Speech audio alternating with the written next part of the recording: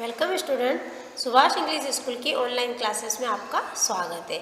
आज हम कक्षा 6 की हिंदी सामान्य में पाठ 18 शंकराचार्य मध्य प्रदेश में ये वाला पाठ पढ़ेंगे। शंकराचार्य का आपने सुना ही होगा, जो आदि गुरु शंकराचार्य के नाम से जाने जाते हैं, जो इनके अपने पूरे भारत में 4 मठ हैं, है ना। ये बहुत पुराना आदि गुरु यानी बहुत सदियों पुराने जो है, ये पूरे भारत के एक गुरु के नाम से भी जाने जाते हैं, जिनको आदि गुरु शंकराचार्य जी के नाम से जानते हैं।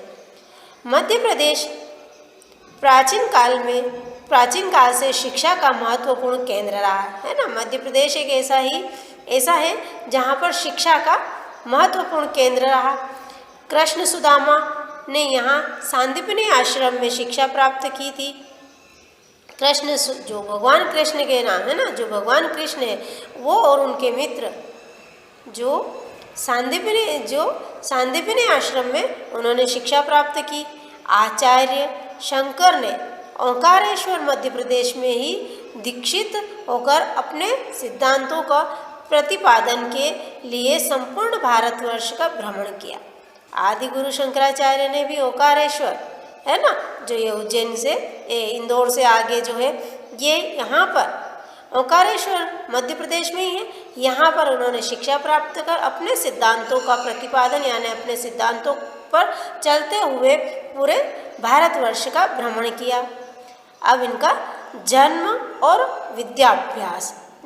विद्या कहाँ प्राप्त की? शंकराचार्य जी का जन्म लगभग 1200 वर्ष पूर्व केरल में पूर्णा नदी के तट पर स्थित कालड़ी ग्राम में सन 780 ईस्वी में हुआ था। कहाँ हुआ था? कालड़ी ग्राम में। कहाँ? केरल में पूर्णा नदी के तट पर एक गांव है, वो कालड़ी नाम से प्रसिद्ध है ना, जो 780 यानी 780 में हुआ था। इनके पिता का नाम शिव गुरु और माता का नाम आरंभा था। शंकर बाल्यकाल से ही विलक्षण प्रतिभा के धनी थे, है ना। जैसे इसमें कहावत ऐसी है ना कि पूत के पग पालने दिखते हैं, यानी कौन सा बच्चा किस प्रकार कार्य करेगा वो बचपन से ही पता चल जाता है। जो पालने में यानी बचपन में जो छोटा रहता है तब से ही पता चल जाता है। तो इस तरह की बात है कि बाल्यकाल में विलक्षण प्रतिभा के धनी थे। विलक्षण, उनके अंदर अद्भुत शक्ति थी, अद्भुत ही एक तरह से प्रतिभा निखर आती थी बचपन से ही। बहुत सारे बच्चे मिट्टी में खेलते हैं ना, और खेल खेल में ही कुछ भी बना देते हैं, तो पता चल जाता है कि ये बच्चा क्या करने वाला है। बहुत सारा धूल मिट्टी खाता है तो वो अलग तरह से होता है। इस तरह से हर किसी को किस तरह के खिलौने पसंद होते हैं, तो उससे ही पता चल जाता है कि ये बच्चा क्या करने वाला। 1 वर्ष की उम्र में वह बोलने लगे थे। उनकी स्मरण शक्ति इतनी प्रखर थी कि 3 वर्ष की उम्र में एक बार जो सुन लेते थे उसे 100 अक्षर दोहरा देते थे। 3 वर्ष का बालक 1 वर्ष में बोलना शुरू कर दिया था, और 3 वर्ष में जैसा वो सुनते थे वैसा ही वो वापस वैसे 100 अक्षर यानी उसी क्रम में वो वापस दोहरा देते थे। ऐसे स्वामी विवेकानंद के बारे में भी कहा जाता है ना। अतः शीघ्र ही उनका पाटी संस्कार किया गया। पाटी संस्कार यानी पढ़ने वाला। कुछ ही दिनों बाद शिव गुरु का देहांत हो गया, उनके पिताजी का देहांत हो गया। माता आरंभा ने उनका लालन पालन किया।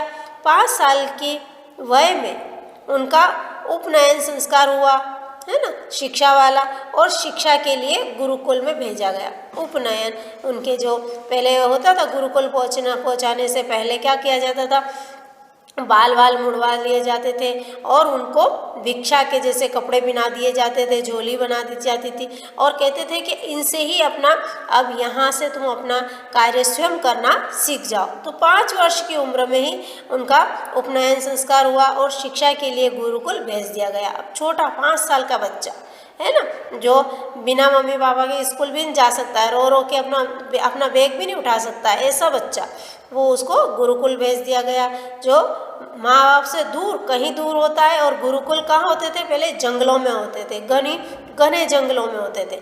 7 वर्ष की अवस्था में उन्होंने शास्त्रों का प्रवीणता प्राप्त कर ली। देखो 7 वर्ष में, है ना, जो आप 2nd क्लास में आते हो, 7 वर्ष की उम्र में ही उन्होंने शास्त्र सीख लिए थे। अब आता है संन्यास की ओर। उन्होंने शास्त्र सीख लिए, अब संन्यास की ओर। अध्ययन पूरा कर वह गुरुकुल से घर पहुँचे।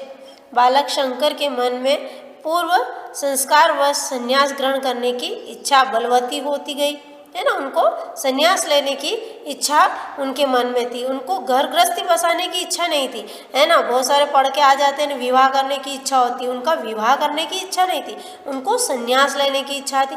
और संन्यास लेने के बाद क्या किया जाता है? जगत का कल्याण किया जाता है, तो उनको कल्याण करने की इच्छा थी। माता के प्रति लगाव के कारण उनके मन में दुविधा थी, है ना, उनकी माता उनको बहुत ज़्यादा चाहती थी, क्योंकि पिताजी शांत हो चुके थे, तो माता का उनका लगाव देखकर उनके मन में दुविधा थी कि मैं माँ को छोड़ के जाऊँ या माँ मुझे छोड़ देगी कि नहीं देगी, मुझे संन्यास की अनुमति देगी या नहीं देगी, इस तरह उनके मन में दुविधा थी। वे नित्य अपनी माता के साथ स्नान करने नदी पर जाते थे। एक दिन जब वे नदी में स्नान कर रहे थे, मगरमच्छ ने उनके पैरों को पकड़ लिया, है ना। जब नदी में स्नान कर रहे थे तो मगरमच्छ था जो उनके पैर को पकड़ लिया। वे चीखे चिल्लाए। तट पर माँ आरंभा खड़ी हुई थी। वह यह दृश्य देखकर वह विचलित हो गई कि अब मैं क्या करूं। ऐसा देखकर उन्होंने सोचा अब क्या करूं। उनकी आंखों में आंसू भर आए। संस्कारवश अकस्मात ही शंकर ने, है ना, उनमें जो संस्कार थे उसके अनुसार उनके मन में, संस्कार का मतलब जो उनके मन में चल रहा था, मुंह से निकला, है ना, शंकराचार्य जी के मुंह से क्या निकला? शंकर के मुंह से, माँ मुझे संन्यास की अनुमति दे दीजिए, हो सकता है मेरा जीवन बच जाए। उन्होंने अपना काम बनाने के लिए क्या किया कि इस वक्त जब मुसीबत के मारे माँ कुछ तो कहेगी सही, तो उन्होंने कहा माँ मुझे संन्यास की अनुमति दे दीजिए, यानी जगत कल्याण की अनुमति दे दीजिए, जिससे मेरा जीवन हो सकता है बच जाए। पुत्र की प्राण रक्षार्थ माता ने अन्न चाहे वैसा ही मान लिया, और वो चाहती नहीं थी, फिर भी उन्होंने उसकी प्राणों की रक्षा के लिए कह दिया कि संन्यास लेगा पर जीवित तो रहेगा मेरा पुत्र। तो उन्होंने कि हाँ भर ली, है ना, और अनुमति दे दी। कहते हैं कि तभी मगरमच्छ ने उन्हें मुक्त कर दिया और वे तैरकर घाट पर आ गए। देखो संयोग की बात है ना। उन्होंने कहा कि हे माँ मुझे आप संन्यास की अनुमति दे दीजिए। माँ ने कहा कि चलो मेरा बेटा मर रहा है, उससे अच्छा है कि मैं अनुमति दे दूँ तो बच्चा जीवित ही रहेगा। तो ऐसी सहयोग से माँ ने अनुमति दी और मगरमच्छ ने भी उन्हें मुक्त कर दिया और शंकर तैरते हुए घाट पर आ गए, यानी किनारे पर आ गए। गुरु की खोज में, अब गुरु की खोज में शिक्षा प्राप्त करके आ गए, शास्त्र सीख लिया, पर उनको एक ऐसा गुरु चाहिए था जो इस संसार की उनको अवस्था बता कि वो कैसी है, क्या है, उनको क्या करना चाहिए। अपनी माता से आज्ञा लेकर बालक शंकर ने घर छोड़ दिया। वे गुरु की तलाश में निकल पड़े। अच्छा गुरु अगर मिल जाए तो जगत अपना और जगत का कल्याण हो जाए, और यदि अच्छा गुरु ना मिले तो अपना और इस संसार का भी कल्याण का बुरा हाल हो जाए। तो वो गुरु के लिए तलाश है। इस समय शंकर की अवस्था 8 वर्ष की थी। देखो ये ना, शास्त्रार्थ उन्होंने 7 वर्ष में सीख लिया था।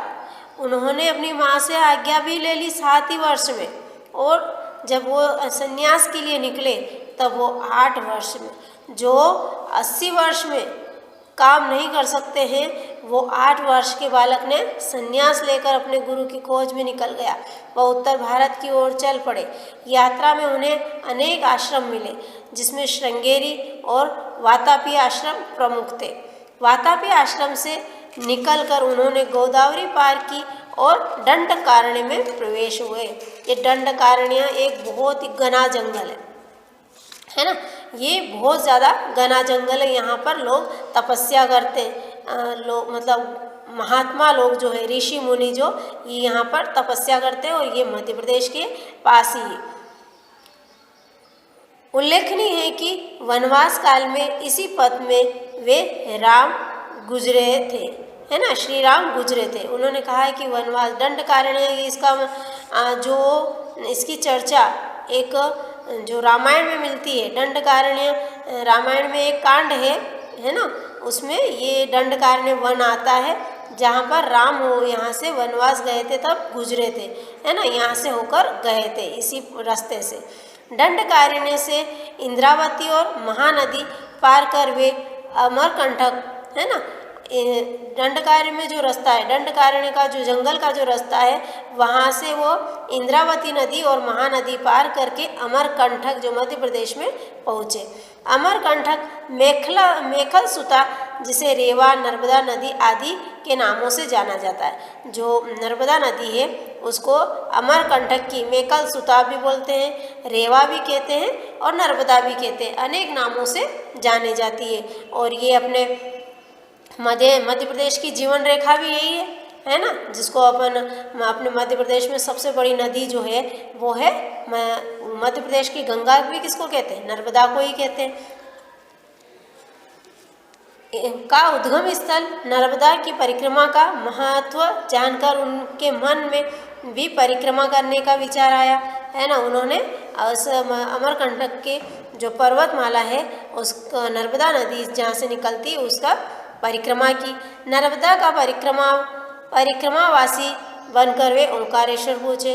और नर्मदा की जो परिक्रमा करते हैं तो परिक्रमा करते समय ही ओंकारेश्वर आता है। ओंकारेश्वर में बाल शंकर, जो छोटे शंकर जो है वो ओंकारेश्वर में रुके। ओंकारेश्वर मध्य प्रदेश के निवाड़ अंचल खंडवा जिले में है ना। विंध्य पर्वत की गोद में यानी बीचों बीच में ओंकारेश्वर है। विंध्य पर्वत के पुण्य सलीला नर्मदा के तट पर स्थित है। नर्मदा तट के तट पर स्थित है और कौन से, विंध्य पर्वत की गोद में यानी विंध्य पर्वत के बीचों बीच और नर्मदा नदी के तट पर स्थित है ओंकारेश्वर। ओंकारेश्वर में नर्मदा दो पहाड़ियों के बीच में से बहती है। भारत की भावात्मक एकता के तार इसी ओंकारेश्वर से जुड़े हैं। यहाँ गुरु गोविंद पाद के आश्रम में प्रवेश करते ही शंकर को अपूर्व मानसिक शांति मिली। देखो, जहाँ पर अच्छा होता है, जहाँ एक ऐसी शक्ति का ओरा होता है ना, जैसा आपने देखा होगा कितने जो भगवान होते हैं या जो भक्त होते हैं या कोई ऋषि ऐसा होता है जो अपना तन मन सब भगवान और इस देश को समर्पित कर देता है, उसके चेहरे पर एक ऐसी चमक होती है जो अद्भुत होती है। वो कोई किसी पाउडर या कुछ और चीज़ें, कॉस्मेटिक चीज़ें लगाने से नहीं होती, वो अंदर से एक ऐसा निखार आता है, ऐसा तेज होता है उसके चेहरे पर, एक सा तप होता है। इसी तरह से ओंकारेश्वर में जब वो पहुँचे और वहाँ पर उन्होंने गोविंद पाद के आश्रम में जब पहुँचे तो उनको एक ऐसी मानसिक शांति प्राप्त हुई, क्योंकि उस गुरु का जो ओरा था, उसकी जो शक्ति थी, वो शंकराचार्य जी के मन से भी मिल चुकी थी। और जहाँ दो इंसानों की सोच एक जैसी मिलती हो, वहाँ पर एक अनोखी शांति प्राप्त होती है और एक दूसरे के सामने खींचे चले आते। और यदि आपस में दो इंसानों की प्रवृत्ति अलग अलग होती है तो वो दूर चले जाते हैं, दूर होते हैं, यानी उनके विचार मिलते नहीं, एक दूसरे से लड़ाई झगड़ा हो जाता है। तो शंकराचार्य जी जो है, शंकर जो है, वो भी क्या चाहता है कि मैं सन्यासी बनूं और इस देश का, इस जगत का कल्याण करूं। और गोविंद पादाचार्य जो है वो भी उनका आश्रम में वो भी एक सन्यासी है। तो दोनों के मन मिले, दोनों के ओरे मिले तो जो शंकर बालक है उनको मन को एक अजीब सी शांति प्राप्त होती है। अपने मनोकुल आश्रम समझकर उन्होंने अपनी यात्रा को यहीं विराम दे दिया। उन्होंने ये सोच लिया कि ये मेरे लिए ये आश्रम अच्छा है, मेरे अनुसार है, तो उन्होंने यहाँ पर अपनी यात्रा को विश्राम दे दिया। इस समय उनकी उम्र 12 वर्ष की थी। अब वो 8 वर्ष से घूमते घूमते शुरू हुए तो 4 वर्ष तक वो घूमते रहे, अपने गुरु की खोज में आए। और वो कहाँ आ गए, ओंकारेश्वर में आए। और ओंकारेश्वर में आकर वो गोविंद पादाचार्य जो है उनके आश्रम में प्रवेश हुए और वहाँ पर उन्होंने अपनी यात्रा समाप्त करी जब उनकी उम्र थी 12 वर्ष। आश्रम में शंकर को सहसा सामने देखकर गुरु गोविंदपाद ने प्रश्न किया। जैसे ही आश्रम में उस बालक को देखा और उस बालक के चेहरे पर भी तेज था, तो गुरु ने पहचान लिया और पूछा, तू कौन है बालक? उसने कहा है कि तुम कौन हो? शंकर ने कहा, मैं न पृथ्वी हूँ, न जल हूँ, न अग्नि हूँ, न वायु हूँ, इसमें से कुछ भी नहीं हूँ, नहीं कोई गुण धर्म हूँ, मैं तो अखंड चैतन्य हूँ। कितनी प्यारी बात बताई उस 12 साल के बच्चे ने, है ना। 12 साल का बच्चा कौन सा कहाँ तक रहता है? 8th 7th 8th तक होता है। 7th 8th के बच्चों की सोच इस प्रकार हो, यानी कि वो वास्तव में इसी लायक होगा जो आज आदि गुरु शंकराचार्य जी के नाम से जाना जाता होगा, है ना। तो क्या कहा उन्होंने? मैं न पृथ्वी हूँ, अपना नाम नहीं बताया, और उन्होंने ऐसा बोला कि मैं न पृथ्वी हूँ, न जल हूँ, न ही अग्नि हूँ, न वायु हूँ। देखो, ये पृथ्वी, जल, अग्नि, वायु और आकाश, ये अपने शरीर में रहने वाले 5 पंच तत्व है, और इसी से अपना शरीर बनता है, और मरने के बाद सारी चीज़ें अपनी अपनी जगह विलीन हो जाती है ना। ये तो उन्होंने कहा है कि मैं न पृथ्वी हूँ, न जल हूँ, न अग्नि हूँ, न वायु हूँ, मैं और न ही कोई गुण धर्म हूँ, मैं तो अखंड चैतन्य हूँ। मैं एक चलने वाला, मतलब मेरे अंदर जो एक चेतना रहती है, वो जो कभी न मिटने वाली, वो अखंड चैतन्य हूँ, यानी अखंड चेतना हूँ। शंकर के इस उत्तर से गुरु विस्मय रह गए, आश्चर्यचकित, विस्मय यानी आश्चर्यचकित रह गए। गुरु के सानिध्य में शंकर 4 वर्ष तक रहे, और फिर क्या चाहिए? गुरु भी वैसा ही, है ना, गुरु भी तेजस्वी, वैसा ही तेजस्वी है, तो उसको उसके शिष्य भी वैसे ही चाहिए। उनको वैसा ही शिष्य मिल गया, और वो 4 साल तक उनके सानिध्य में रहे। गुरु के सानिध्य में शंकराचार्य कितने साल तक रहे? 4 साल तक रहे। इस 4 वर्षों में उन्होंने वेदांत का अध्ययन पूर्ण किया। वो जब 7 वर्ष के थे तब उन्होंने क्या शिक्षा ग्रहण करी थी? शास्त्रार्थ की। अब यहाँ पर वेदों की। 4 वर्ष में उन्होंने वेदों का अध्ययन कर लिया। 16वें वर्ष में उन्होंने अपनी जिज्ञासा का उत्तर पा लिया। अब वो 16 वर्ष के जब हुए, अब 16 वर्ष की उम्र पहले की कहती हूँ, आज की नहीं, पहले की उम्र 16 वर्ष की उम्र होती है, शादी जैसी उम्र हो जाती थी, है ना, कि उनकी शादी कर दी जाए। उससे पहले तो बाल विवाह होते थे, है ना, और फिर जब बीच में भी बाल विवाह होने लगे, और जब उन शादी के बंधनों में जब बंधने की कुछ नियम बने, तब 16 वर्ष के 18 वर्ष के ऐसे रहे, तो 16 वर्ष में पहले शादी कर दी जाती थी, विवाह कर दिया जाता था इस तरह से। तो पर उन्होंने जब 4 साल तक उनके पास रहे, तो उनमें जो जिज्ञासा थी, उनके अंदर क्या चीज़ था, किस बात की ललक थी, वो 16वें वर्ष में उन्होंने अपने ही अंदर उन्होंने वो जिज्ञासा का उत्तर पा लिया। और क्या कहा? प्रस्थान त्रय भाष्य लिखा, और उन्होंने उस उत्तर पाकर उन्होंने प्रस्थान त्रय जो है वो एक लेख लिखा। जब वे ओंकारेश्वर में थे, उस समय नर्मदा में भीषण बाढ़ आ गई, है ना। उन्होंने एक ऐसा अपना ही एक लेख लिखा, अपना एक पुस्तक लिखी उन्होंने। उसमें क्या था? कुछ बहुत सारे ऐसे मंत्र थे, है ना, जो इस बात से तय होता है कि देखो, इसमें जब वे ओंकारेश्वर में थे, तब उस समय नर्मदा में भीषण बाढ़ आई।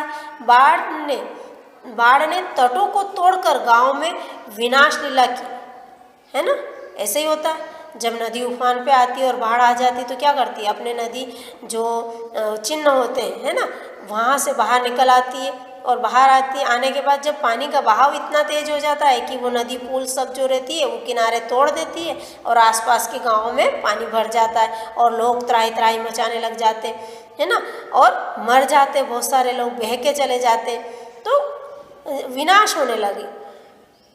अनेक गांव बह गए, अनेक मकान ढह गए। ग्रामवासी त्राही त्राही कर उठे कि बचाओ बचाओ, किस प्रकार हम बचे, हाय ये क्या हो गया। इस तरह से शंकर से वेदना देखी नहीं गई, है ना, उन शंकर से ये वेदना, ये दुख देखा नहीं गया। ग्रामवासियों को कष्टों से उबारने के लिए उन्होंने नर्मदा अष्टक की रचना की। अब रचना करने का मतलब ये नहीं कि लिख कर बैठने लग गए, है ना, बैठकर लिखने लगे, नहीं, मन से अपनी योगिक शक्ति से 16 वर्ष की आयु में ही उन्होंने योग भी सीख लिया, वेद भी सीख लिए, शास्त्र भी सीख लिए और अपनी शरीर के अंदर उन्होंने एक ऐसी शक्ति भी उत्पन्न कर ली है ना, जो बहुत देर तक श्वास रोक सकते हैं, योग अग्नि अंदर से अग्नि जला सकते हैं, अपनी अग्नि को बाहर निकाल के दूसरों को भी जला सकते हैं, दूसरों की अग्नि को शांत करने के लिए अपने अंदर ऐसी योग शक्ति उन्होंने उत्पन्न कर ली थी। उसी से उन्होंने क्या करा, नर्मदा अष्टक की रचना की और अपनी योग शक्ति से नर्मदा के जल को कमंडल में भर लिया। ये कितनी बड़ी बात है, एक ब्रह्मा जी कर सकते हैं ये केवल, जो अपनी गंगा मैया को उन्होंने कमंडल में रख रखा था, है ना। वैसा ही शंकर ने करा, अपनी योगी शक्ति से नर्मदा के जल को कमंडल में भर लिया। उफान आते हुए ऐसी त्राही त्राही मची हुई, इतनी भारी, इतनी तेज विनाश करती हुई जो नर्मदा नदी जा रही थी, उसको कहाँ रख लिया उन्होंने, सिर पर एक अपने कमंडल में। आपने ऋषि मुनियों के कमंडल तो देखे ना, उस कमंडल में भर लिया। पर किसके बल पे, नर्मदा अष्टक के बल पे। नर्मदा अष्टक जो है ये नर्मदा मैया की एक प्रार्थना है। उस प्रार्थना से उन माँ से कहा कि हे माँ, हे जगदम्बा, हे विनाश करने वाली, तुम बस इस संसार में ये जो गांव वाले बह गए हैं, जो ग्रामवासी दुख देख रहे हैं, इतने त्राही त्राही कर रहे हैं, इन सबकी प्राणों की रक्षा करो और आप मेरे इस कमंडल में प्रवेश हो जाओ और इनकी प्राण रक्षा कर लो। उसकी प्रार्थना से नर्मदा मैया कमंडल में प्रवेश हो गई, है ना। गुरु को यह जानकर प्रसन्नता हुई कि शंकर ने योग में भी महारत हासिल कर ली, और वो गुरु कितना बड़भागी होगा, कितना भाग्यशाली होगा जिसको इस तरह से अपना शिष्य मिला, जो उनकी शिक्षा का पूरा उसने उपयोग किया। इस तरह से यदि आपको भी आपके गुरु या आपके टीचर आपको जो पढ़ाते हैं और उसको सही रूप से पढ़े और पढ़कर जब आप एग्ज़ाम दो और एग्ज़ाम देने के बाद बहुत अच्छे नंबर आ जाए आपके, तो आपसे ज़्यादा आपके गुरु, आपके टीचर खुश होंगे कि नहीं, वास्तव में वो बच्चा बहुत मेहनती है, और फिर आपके माता पिता भी खुश होंगे, है ना। तो शंकर ने भी अपने गुरु की जो शिक्षा दी थी, उस शिक्षा के अनुसार इन सारे ग्रामवासियों के कष्टों को दूर करा। तो उनके गुरु को भी बहुत प्रसन्नता हुई और उन्होंने महारत हासिल कर ली, उसमें भी वो प्रवीण हो गए। उन्हें शंकर को बुलाया और कहा, शंकर, जिस तरह बादल एक स्थान से दूसरे स्थान तक बरसते हुए विचरण करते हैं तथा वनस्पतियों पर बरसकर धरा को धन धान्य से परिपूर्ण करते हैं, उसी तरह तुम भी भ्रमण करो।